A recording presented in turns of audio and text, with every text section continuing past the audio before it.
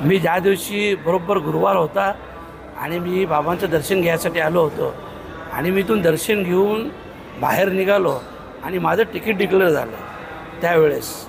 आणि त्याच्यानंतर मग निवडणूक झाल्यानंतर काउंटिंग झाली. आज योगायोग बघा, मी खरं म्हणजे नगरला चाललो आहे, माळशेज मार्गे जायचं होतं, परंतु रूट इकडनं दाखवला आणि मग इकडनं आलो म्हणून परत पुन्हा एकदा या रस्त्याने चाललो आहे. तर बाबांचं दर्शन घेतल्याशिवाय पुढं जाऊ शकत नाही आणि म्हणून आता बाबांचं दर्शन घेण्यासाठी मी इथपर्यंत आलो आहे.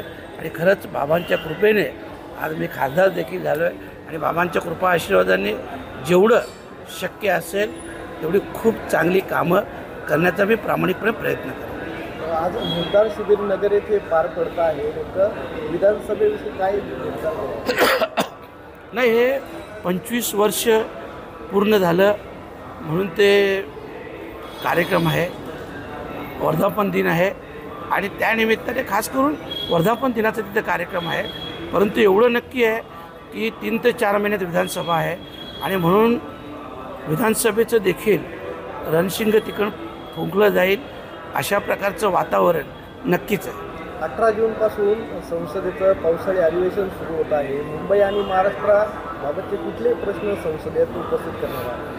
नाही, मुंबई महाराष्ट्र म्हटल्यापेक्षा आमच्या भिवंडी लोकसभा क्षेत्रातील जे काही प्रमुख विषय आहेत, अनेक विषय अनेक समस्या, आरोग्याच्या, शैक्षणिक असेल, इतर रस्त्यांचे प्रश्न असतील, आमच्याकडे टोरंटोसारखा खूप मोठा प्रश्न आहे.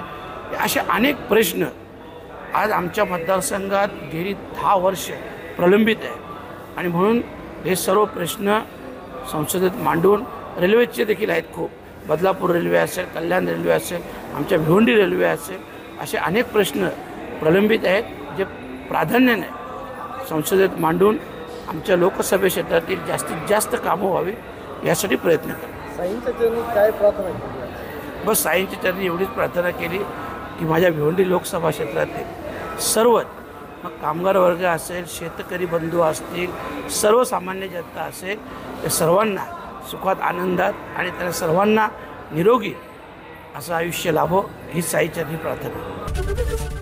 एबीपी माझा, उघडा डोळे बघा नीट.